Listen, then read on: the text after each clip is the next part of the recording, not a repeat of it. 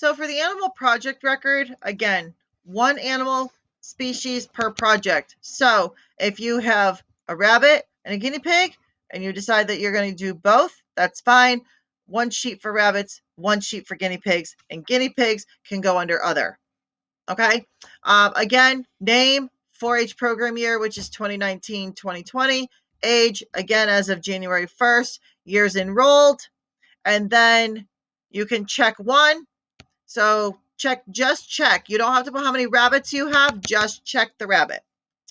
Your project goal for this particular form, needs to be about your animal. So my first years, what I would like to see, honestly, is something about caring for your rabbit or your guinea pig, learning about caring for them, learning how to clip nails, learning how to bathe them if that's what you do, learning how to feed, water, so on and so forth.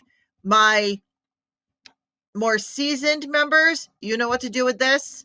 You have your own goals. So during the year, you're going to meet your goal. Talk about how you met your goal. Or if you didn't meet it, that's okay too. There's no judging here, I promise. So how are you going to work to meet that?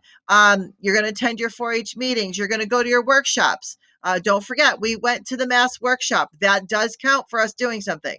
Okay. Researching. I know before we took a hiatus for the virus, I know we were talking about breeds, and then we had Mr. D come. That's all included. And I know I keep touching my face. I'm sorry. It's just a bad habit.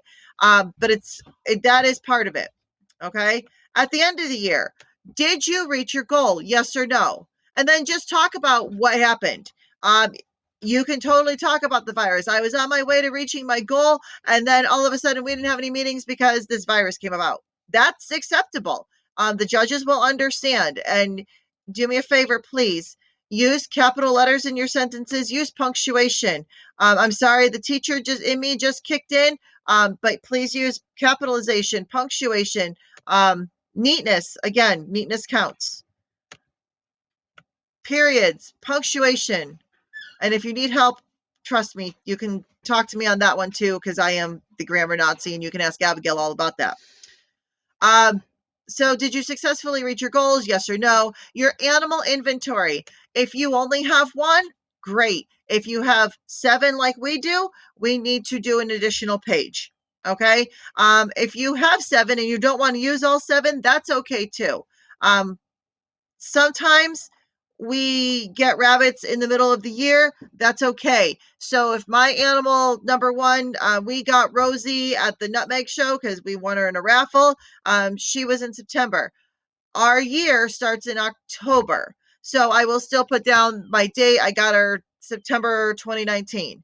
We went to Massachusetts after the public speaking contest and went to go get more rabbits. So I will say that maybe animal 3 is his name is Stone, and I think we got him in March of 2020. So it's as long as you know most of the information that you can input into this grid, the better you are.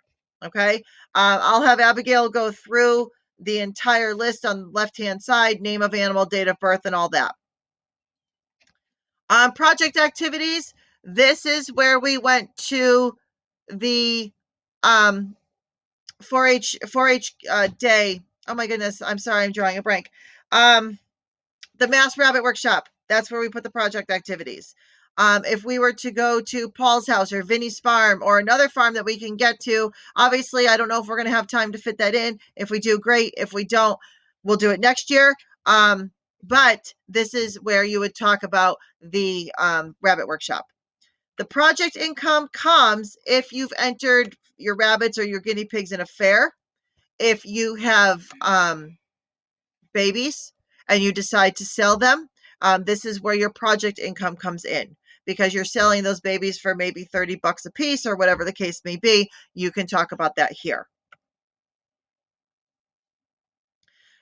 If you've had to take your animal to the vet, that goes here. Miscellaneous expenses is just your bedding, your feed,